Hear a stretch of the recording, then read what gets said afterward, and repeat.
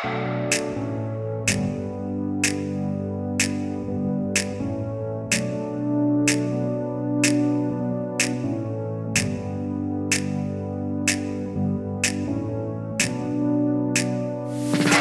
everyone. Welcome back to the Soul Canvas podcast. I'm so excited to be here today because my beautiful friend, Kendra Woods, is with me.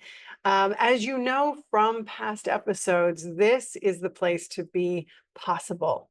We talk to people around the world about what they've said yes to that has led to the life that they lead now and how they impact in the world.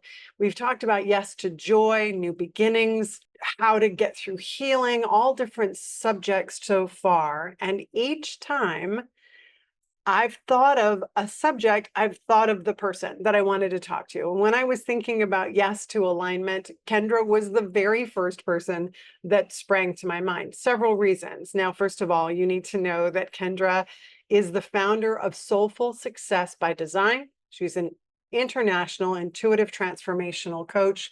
She helps women be unstuck and unstoppable and uses a number of modalities we'll talk about in our conversation today to help break through and transcend actually conditioned consciousness.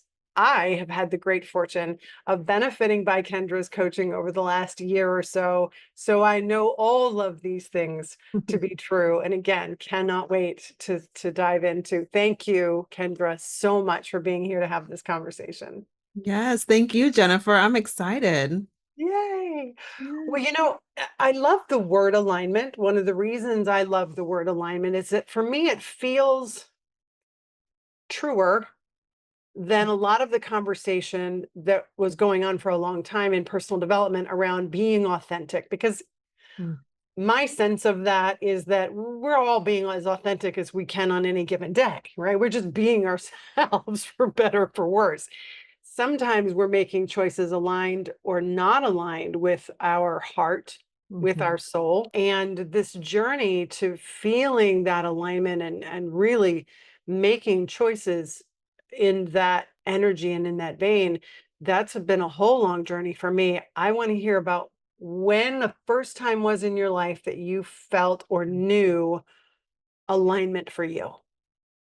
Oh, that's such a great question. When did I know it for me?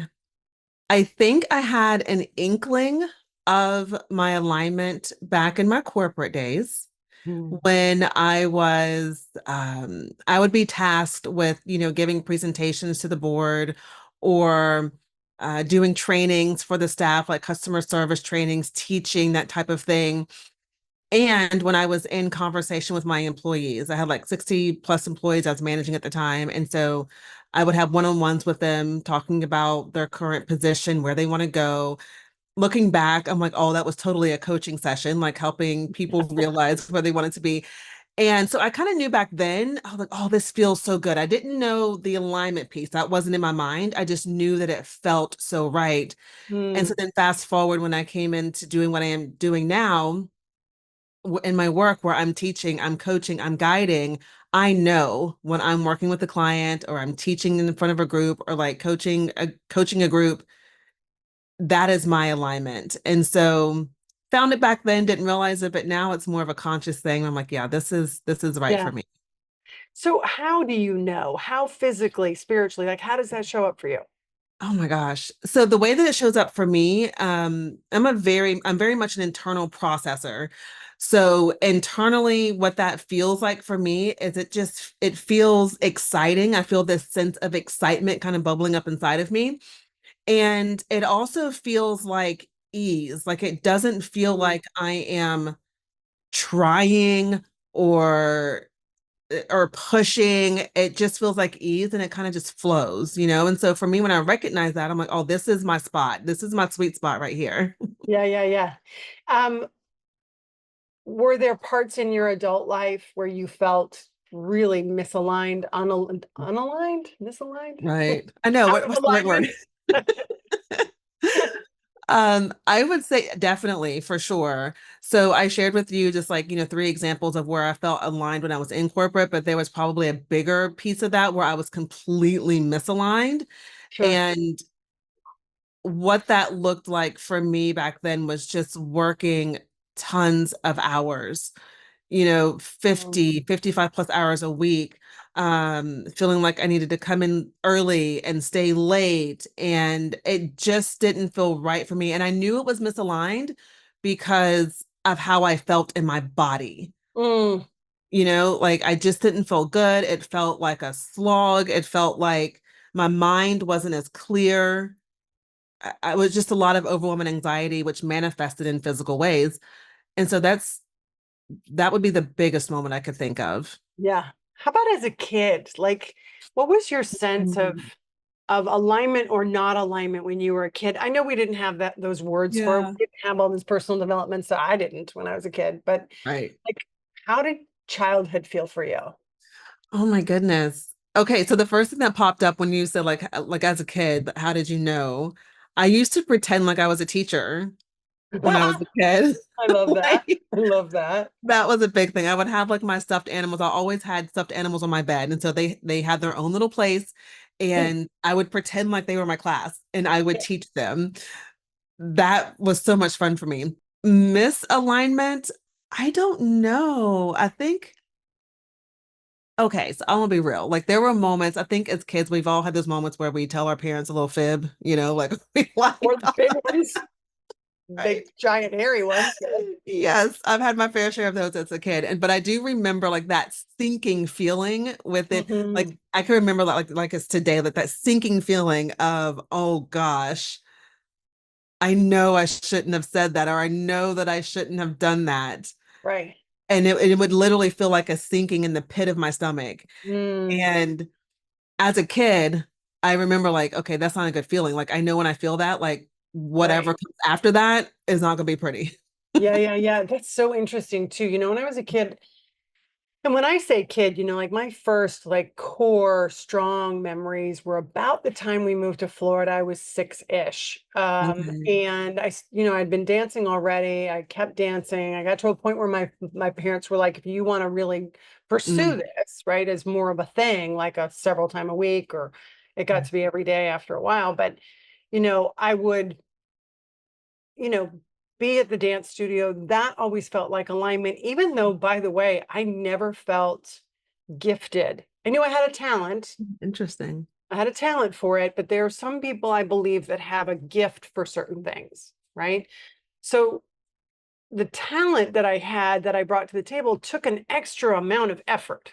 Hmm. And then some of the gals who were gifted for whatever reason, like their bodies moved differently or whatever the thing was, and that I felt aligned, if I had had that word, to be there. Hmm. Um, I knew I had to work harder at it. I Hmm. started telling myself that being at a certain level of success kind of always meant hard work. Like Mm. success is hard, success is a grind, success is whatever the thing is. Right. And as far as the misalignment, I mean, honestly, I was a pretty good kid until my addiction started really coming Mhm. into play. And I've been sober I'll be sober 39 years in September. Can you Yeah, imagine? it's amazing. How friggin' old I am. Um, but I do know that those fibs that you're talking about Mhm. and that sinking feeling started really being a repetitive thing for me in my addiction. Mm. That was all about lying. That was all about misalignment and Oh, misdirection and all of that sort of thing. And it wasn't until I got on the other side of that and got sober that I was like, oh gosh, what? Because I think you would agree that finding alignment in our lives, really cultivating that, mhm. requires honesty. It requires an honesty with ourselves, good, bad, indifferent, however, not even judging it, just discerning like Yep. what's the truth of things for us. And I got to tell you, it was easily 5 years into my sobriety before I could even figure out, like, who I was, much less what I Mm. wanted or didn't Mhm. want, or who before I could stop embellishing my life and tell the truth. Because until I could tell the truth to you, frankly, I couldn't even really tell it to myself, which is backwards. It's a kind of a Mhm. backwards thing, but fortunately, I had a lot of people in my life that would support me along the way to go, look, we see bigger things for you. You don't have to make it more than it is. Be you. You're Mhm. good. Like, being you is enough. Um, when did you start coaching? Love that. Oh gosh, 2016. Yeah. And what made that shift? That's an alignment choice. Yeah. Yes. What made that shift for me is I wanted something more, something different. I think that it's funny you talk about like being honest with yourself. And it was at that point, I mean, it took like my body breaking down for me to finally get honest with myself and say, okay, Kendra, like the path that you're on is one that was created by others and was is not really your true path. Mm, And so when I was able to get honest with myself and realize that, oh, coaching is a thing that I could actually do and get paid doing. yeah. Because that was a whole nother like mind-blowing thing. Like, what? Wait a minute, what are you talking about? So I think in that moment when I decided to do that and I said, this is what it's going to be, coaching. And then I would think I was advertising myself as a speaker because I love to speak. That was it for me. I was like, What was this is the, it. yeah, what was the breakdown? What was your body? You said your body was breaking down. It was, yes. I went into because of how I was showing up in corporate and the pressures and just that's a whole story in and of itself. But what happened is Mm, I began to experience um, panic attacks. I uh, mean, just out of the blue, I could be in the middle of a board meeting and I'm like, oh, I could just feel it mm, coming up on me. And I started having autoimmune issues where like my mouth and tongue would just like swell up for no reason, right? No reason. And I would have all these welts like all over my body. And it would just be exhausting. And so the last episode I had, I was at work in one of my biggest medical departments. I mean, this is a multi-million dollar like medical office, and I'm doing my rounds, talking to my doctors, seeing how the staff is doing, just making sure all is well. And I walk into my coordinator's office and I'm talking with her. No, I'm in the hallway talking with her, and I could feel myself getting dizzy, like I was getting disoriented. And I was like, oh, wait a minute, I need to sit down. So we go into her office and sit down, and it just took over. I mean, and if you've ever had a panic attack before, like, I have. yeah, consciously, like, there's a part of you that's like, I'm okay. But then there's a part of you that is in straight up fear because you're thinking you're about to die. That's right. This is either going to kill me or it's just never going to end. Exactly. Right. And so it started happening. I couldn't control it. And so I end up in a one of our exam rooms. So embarrassing. I'm in Mm, one of our exam rooms. Like I'm tilted back on this chair because they're trying to get my feet up above my head. My staff is in there. The doctors come running in, and I'm like, oh my gosh, here I am, mm. the executive like consultant and manager of this department, and I'm in the Ass chair. over tea kettle is what you are, as they say in Oh the South. God, Ass over tea yes. kettle. Wow. So Did they that was the have moment. some grace for you in that moment? Was there? Oh gosh, they did. Like, I mean, I gotta tell you, that was like the one of my best. I had six other departments, medical offices that I was managing. They were Mhm, the best. They were the mhm. absolute best. And so they took care of me there. And then they got me up. My office was on the eighth floor. So someone took me on the back elevator up to my office, called my husband to come get me. And Jenifer, for 2 days, I couldn't get out of bed. And I'm not exaggerating. Like I could not physically get out of bed. Wow. And that's when like I had this moment at like it was, I don't know, 2, 3 o'clock in the mornings. I've been sleeping for like ever. And I woke up and I'm roll over and I'm like, this has got to be something has got to change. Like this is not right. Yeah. This is not right. And I came up on something on the internet that was talking about an online business. Yeah. And it just hit me. You know how Oh, you have wow. those moments where it's just like, that's it. Yeah. Yeah. Yeah. Yeah. Yeah. Had that That's moment. amazing. Yeah. That's I'm like, amazing. yeah. When So you decided to take that next step, becoming a coach, and it's almost 10 years now, right? So your practice, I'm sure, has evolved, but yeah. was it a certain thing in the beginning that it still is now? Mm. I think I would say yes, because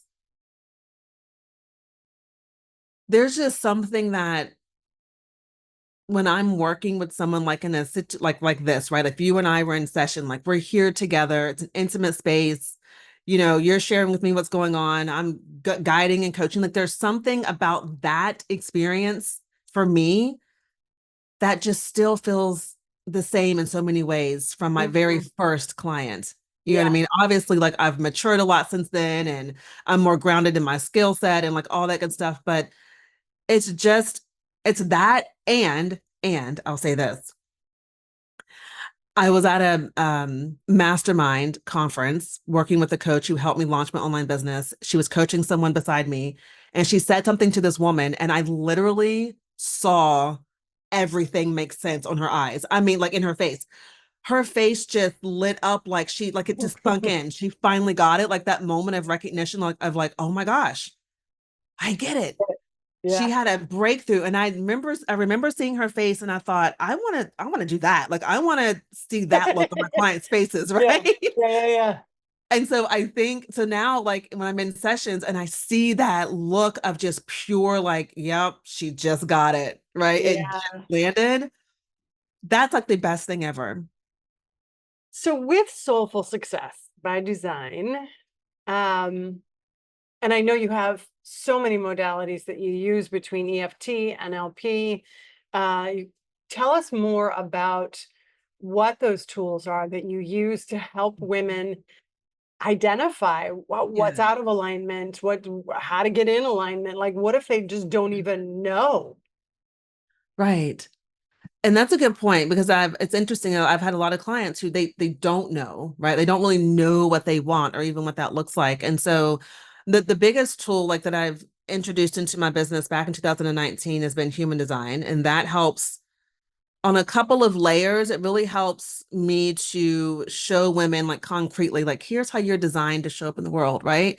And Yeah. here is where you are more than likely experiencing lots of conditioning that is having you walk in this way of being misaligned and it doesn't feel good. Mm-hmm. And so being able to point that out and then using tools like NLP to really help shift the subconscious, right? Those subconscious patterns that we hold on to, because essentially that's what's running the show Yeah. is your subconscious. So doing work on that and then getting into the body with like EFT work, doing some somatic work, because it's great that we work here in the mind and all that, but the subconscious is actually like the body, right? So we've got to have Mm-hmm. the intellectual piece and then we move into the body to release the emotions that you're holding on to, right? Like shame or guilt or, fear of failing or this happened in the past and I'm afraid it's going to happen again. So you're holding on to Right. this energy. And so those modalities, amongst some other things that I do, really help to kind of free up that space and build capacity Mm-hmm. for women to really stand in their power and go after their dreams and live in their potential without their mind and body kind of being in conflict with one another. Yeah. Yeah. It's so interesting too. I mean, I've been coaching since 2003, and I coached for Tony Robbins early on, Hmm. 2004, probably after about a year after I started. So that was the first time I'd even heard about NLP. I knew Okay. nothing about EFT. The identity work that Tony does, love Mhm. him or hate him, there's some things that he does fundamentally in terms of some of the distinctions that just stayed with me and really changed my story Mhm. completely in certain areas. Amazing. Um, and I think we're always a work in progress, and Of course. things still come along, and we learn a new lesson. I got to a place in my life probably around the time I got divorced in 2013 and had moved to New York City, and like I was on like super vibration, but sister, I knew how to like go get some shit done. Right. Right. So I got to New York and I got to work, and I didn't know how anything else was going to happen. But, thank goodness I had the big client that brought me out there. I Yeah. met our mutual friend, Fabienne, Oh, yeah. about a year later. Right. And so EFT came into the conversation at that point. Right. And so Mhm. here was a new level, new devil, new misalignment, really. I mean, Right. really, like misalignment isn't just, um, things are going badly in my life. Like I was misaligned because I had my old married Denver me in New York City with Mhm. this new thing. And I was like, I don't know how to I'll go buy a new suit. That'll align with that thing. Right. So I'm just, you talk about fake it till you make it, right? So you learn Right. the things and I learned the things and I learned the things. So after 6 years in New York, the toll that was taking on me. I mean, I was coaching like 50 people a month Oh my between gosh. my core client, the NBA, Girl Scouts, some real estate companies, etc. Literally running around New York in heels because back then they still didn't have Casual Friday, right? So Mm. running around, stomping it out, literally, right? So 2017, I think. Yeah, I think it was like 2017, 2018. I go out to Denver. I get off the plane, literally stepped off the plane, and this Uh-huh. shooting pain went all the way down the left side of my body, and it Mm. stayed for a freaking year. Now, What? I'm a dancer since I was 5, right? So I'm getting yoga and all the things. So I'm trying all the things, and my body is saying, F off. I'm going to stay Mhm. here and aggravate the you know what out of you, right? So a year, I'm going to body workers and this person and that person, and I'm still hustling my butt all over New York, right? Yep. See if I can shorten the story. Uh, Towards the end of 2018, I decided I was going to move to Florida because I Okay. thought I was going to buy a second home here, but I decided actually I would change residency and then go back to New York as needed. But in Mhm. the meantime, I went to this orthopedist because I said, something's wrong. Like, you Yeah. got to take some x-rays of my hips and my spine. And so I do. I go to the orthopedic guy. He comes out after the x-rays and he goes, okay, well, I have good news and whatever kind of news you want to take. And I'm like, all right, smart ass, what's up? And he goes, he says, um, you have the healthiest hips and spine I've ever seen. There are no problems. So I want you to continue to do the physical work you've been doing and things like that. And he goes, and he gives me Okay. this card. He goes, and I also don't know if you know about this Dr. John Sarno guy who wrote this mind body like healing back pain book. And I don't know if you're into that kind of thing. He like backs up. I don't know if you're into Yeah, that kind yeah. of thing. And I go home and I read the book, and let me boil that down to one sentence, which is pain separate from any injury is the body's way of distracting you from what's really going on. Mhm. I'm like, Mhm. F this doctor. Oh my gosh. Like, what the hell? And then, of course, the book takes you through this process of when pain shows up, Yeah. get in and journal. What am I angry about? What I'm afraid of? And it's, like I Mhm. just think this stuff comes. It comes in whatever part of our life. And sure enough, I got down here and it went away because Yes. I kept journaling around like what is the pain in my ass? Like, What is this? What is what's going the on? literal pain in my ass? So anyway, I think that all of these modalities, right, between hypnosis and meditation, and, I've always seen you as someone who just has this kind of magic bag of not tricks, but like tools that Mhm. you can draw on with such calm, beautiful certainty when because I've seen you work with me, I've seen you work with others where you're like, I'm clear I've got what we need.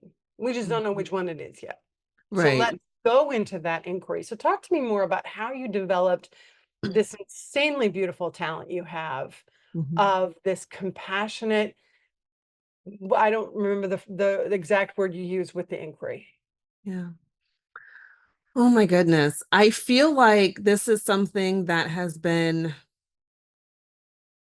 I'm going to call it a gift, Jenifer, because I've always been able to really tap in to another person's experience Mhm.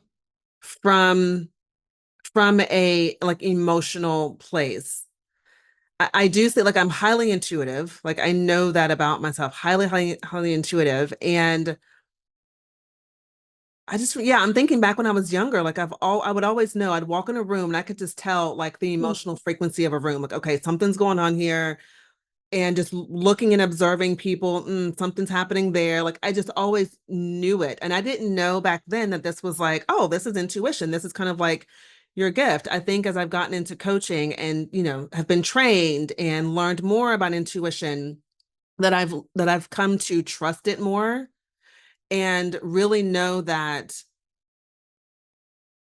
I can use what I'm feeling from others as a way to inform me as to what's next. Yeah.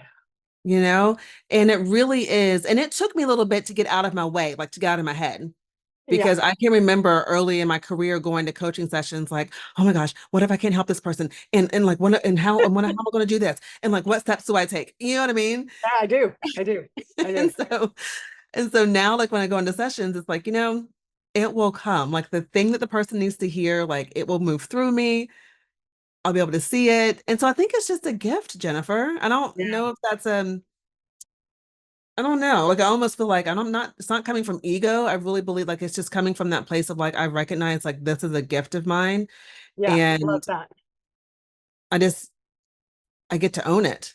Yeah, I love You know what that. I mean? I do genius work with people, and genius, the root word for genius is gignaire, which means attendant spirit present from birth. And so Mm, that is part of your genius. Like we all mm, have genius. We all come right. with genius. And I think, for instance, one of the reasons I was so drawn to what has now been a very long Buddhist practice is Love that. having this sort of ingrained detachment, which doesn't mean I don't love, right?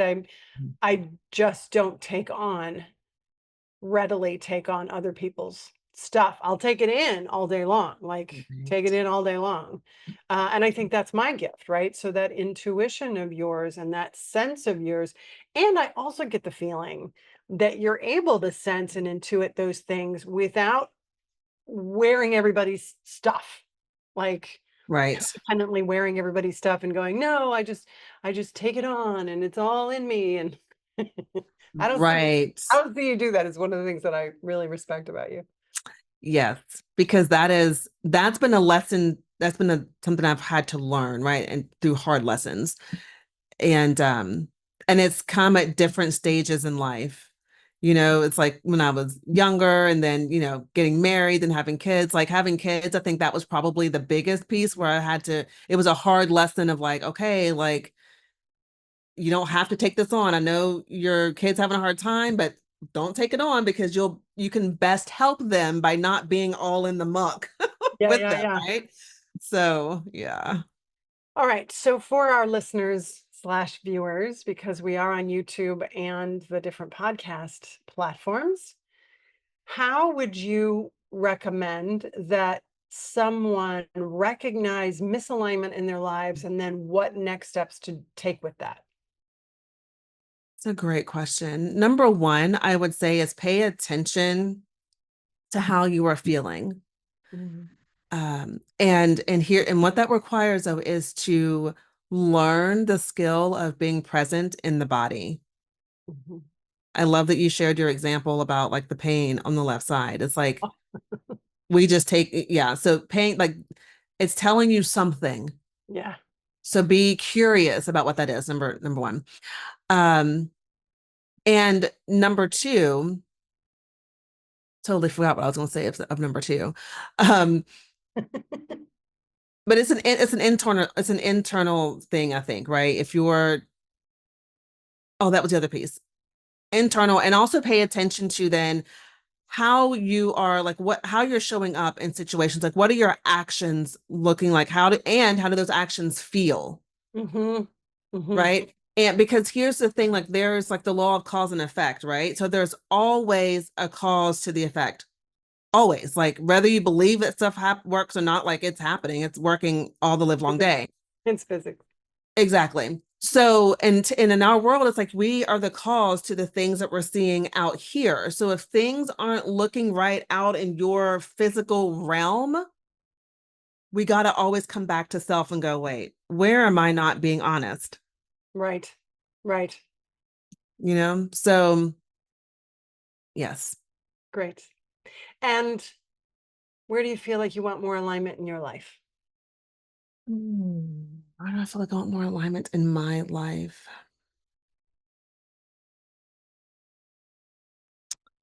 Gosh.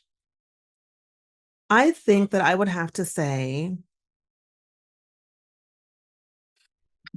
one being physical alignment.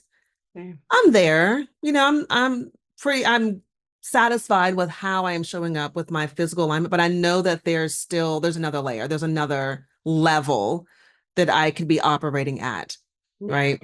Yeah. And which means also too that alignment has levels. It's an everyday thing. It's not like, oh, I'm aligned, and then you never That's have to right. do the work again. Ta-da! Right. So I would say there. And the second piece, I think, would have to do like from the business perspective of aligning with, again, that next level. You reach a certain level in business and you're like, oh, I've made it. This is good.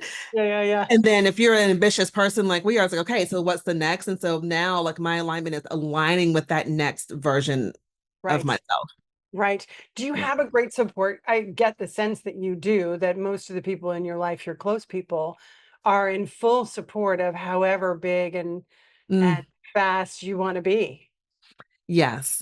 I have to say, like, my husband is my biggest cheerleader. Yeah. He is my biggest cheerleader. I mean, you have moments in entrepreneurship where you're just like, oh my gosh. And, you feel like everything's not working, Sure. Sure. and he's just always there to remind me, this is just a part of the journey. You got this. Like, look at all the, Um, so, that really allows me to show up and really be my best too, like having that support and having other people in my life that I've met through different various, masterminds or classes or courses that are on that same journey that I know I can reach out to and say, hey, yeah. having a moment, Yeah. right?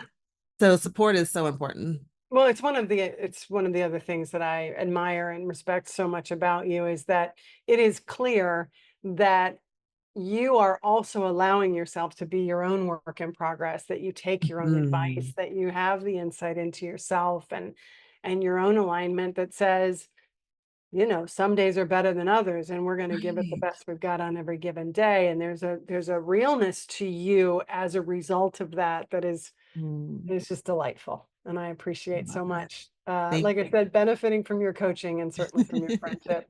So, Yeah. all Yeah. right, well, as we wrap up, any parting thoughts for our listeners about alignment? Saying yes to alignment? Here's what I would say around saying yes to alignment. It is the best gift that you can give yourself. And it can also feel challenging as well. Because Mm, I think sometimes we have an idea that alignment is, oh, it's just easy peasy. Sometimes doing the thing that is most aligned for you can be really hard, but that's okay.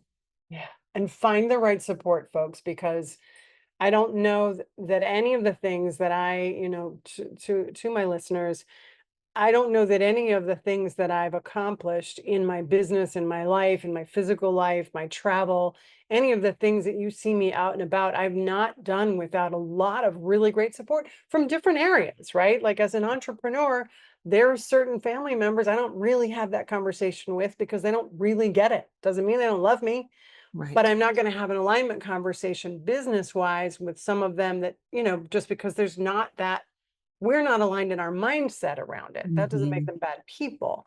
I have coaches, I have coaches like Kendra, like Fabienne, who you'll hear from soon, Mhm. and have had since I became one, Mhm. that have helped me keep that insight into what's possible, how to stay aligned to it, how to keep it sacred but not secret, Mhm. and get on and do the best we can with that. Well, thank you again. I can't tell you how much I appreciate you and your spirit and your heart and your gifts and for making the time to be with me today. Thank you. I'm honored to be invited. Thank you. All right. We'll talk again soon. Alrighty.